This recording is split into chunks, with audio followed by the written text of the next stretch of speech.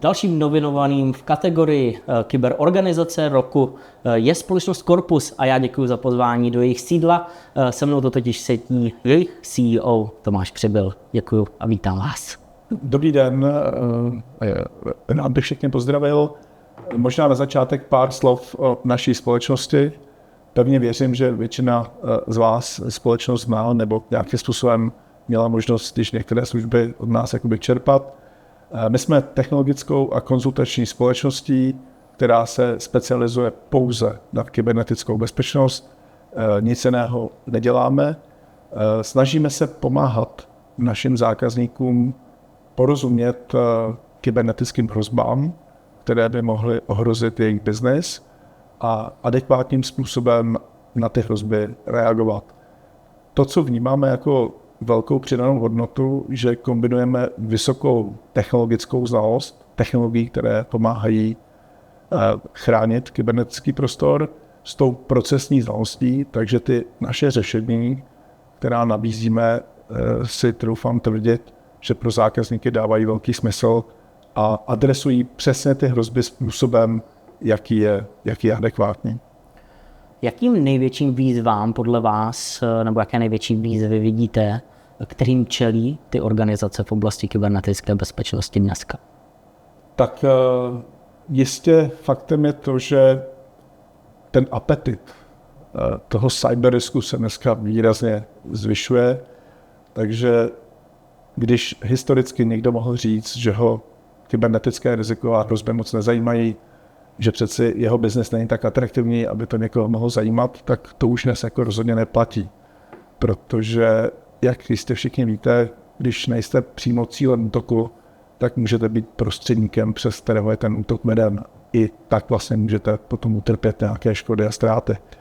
Ale to, co jsem chtěl říct, je to, že firmy se dnes jakoby hodně orientují na dodržení legislativy, protože zákonodárce se snaží nastavit nějakou minimální úroveň hygieny v podobě zákonů a je naprosto logické, že firmy toto reflektují, takže to je bez pochyby velká výzva, ale já bych chtěl upozornit na jednu věc, že je to stejné jako v dopravě. Když chcete bezpečně se přepravit vozidlem z místa A do místa B, tak si položte otázku, jestli stačí dodržovat dopravní předpisy. Já si troufám tvrdit, že ne.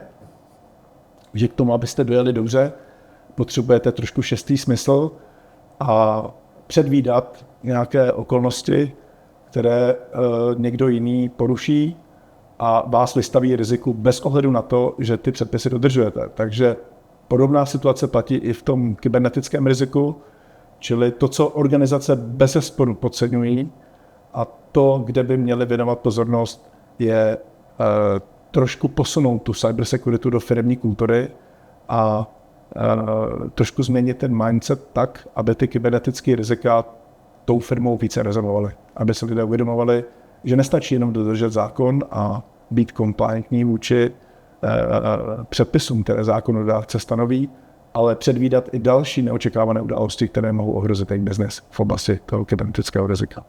Vnímáte třeba za posledních 5 let nějaký posun v myšlení těch organizací?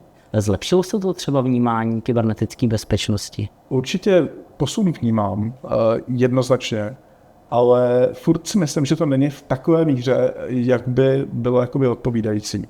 Tím tahounem je ta legislativa, to je bezesporu něco, co hýbe tím trhem, ale dneska je to braný spíš jako nutné zlo ve většině případů, než jako něco pozitivního, protože tím vlastně vytvářím nějakou vstupní bariéru, abych zabránil hrozbám nějakým způsobem mi působit nějaké škody a ztráty.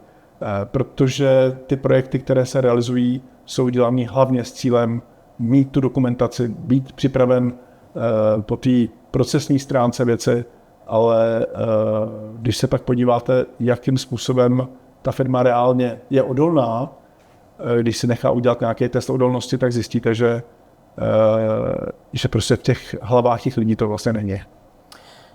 Vy vlastně máte motto, nebo vlastní CSIRT motto, které je přesně technologie jsou základem, ale kybernetická bezpečnost je především o lidech.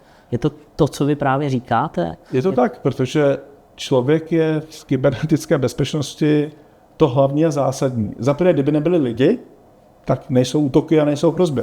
Takže to je jako jeden faktor. Druhý faktor je, že kdyby lidi neměli slabiny, kdyby byli dostatečně odolní a rezistentní, tak ten útočník nemá jakým způsobem vlastně zneužít to jejich chování k tomu, aby někam proniknul. A na třetí stránku, nebo na třetí dobrou, lidi jsou ti, kteří stojí za těmi bezpečnostními technologiemi, kteří je spravují a kteří pomáhají těm zákazníkům být jako odolní. Je to strašně klíčová věc. Bezpečnost není o technologiích, protože ta technologie je hloupá krabička. Bohužel stále je hodně zákazníků, kteří si myslí, že ta krabička jim všechno vyřeší, ale není to pravda. Je to o lidech, kteří za tou krabičkou musí stát, aby ta krabička správně fungovala. Je to stejné, jako když máte Formuli 1, ale máte pilota, který v životě takovýhle auto neřídil. Tak to nedopadne dobře, žádný závod. A tady se nejedou závody třetí kategorie. Tady jedete prostě mistrovství. Jo? Takže tam musíte mít špičkový piloty, protože proti vám stojí špičkový hackři. Možná by stálo i za zmínku to, že kromě toho, že vy jste vlastně finalista v té oblasti kyberorganizace roku, tak podporujete i třeba mladé, a to tím, že jste partnerem kybersoutěže. Zapadá to právě do té strategie korpusu, kdy vlastně vy právě to zmiňujete, že lidé jsou to hlavní složkou kyberbezpečnosti, nebo co vás motivuje k tomu být partnerem těchto soutěží? Tak na to je obrovský nedostatek lidí a já jsem přesvědčen, že naše firma svým záběrem, svým zákaznickým portfoliem těmto mladým klukům je schopná, a dívkám, abych nebyl nevyvážený, je schopná jako to hodně dát. Zkušenosti, které jsme schopni předat, jsme schopni je trošku naučit chápat širší kontext té oblasti kybernetické bezpečnosti, aby to nezaměřovali jenom na technologie a technické dovednosti, ale aby vnímali cybersecurity opravdu v širším kontextu, chápali, že vždycky ta kyberbezpečnost musí být úměrná tomu biznesu a hodnotě toho biznesu, který chrání, aby vnímali další aspekty, které jsou s tím spojené, a hlavně, a to já považuji za nesmírně důležité, aby potom nedegradovali jenom na roli techniků, kteří se starají o nějaké bezpečnostní technologie, aby si vytvořili bezpečnostní mindset, který je bude provázet v jejich profesní práci a který jim neustále bude připomínat, že širší kontext, nejenom, že technologii nakonfiguruju, ale že se musím ptát, jestli opravdu jsem tou konfigurací pokryl všechny hrozby, které by ta technologie měla pokrýt, a jestli je vůči těm hrozbám dostatečně dobře vlastně připravená. Když jsme zmínili ty mladé, tak měl byste nějakou radu pro třeba mladé profesionály v oblasti kybernetické bezpečnosti, jak být úspěšný v tomhle oboru? Tak myslím si, že to má několik aspektů.